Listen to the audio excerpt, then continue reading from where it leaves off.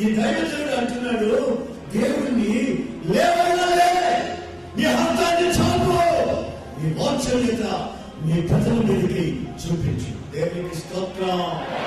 హల్లెలూయా. దైవజనుడుగా నేను ఈ రోజున దేవుని కోరుకునేది ఏంటంటే, నీ వాత్సల్యతని ఇదిగో నీ సన్నిధికి వచ్చిన నీ ప్రజలకి చూపించు అని దేవుని వాక్యం అంటుంది.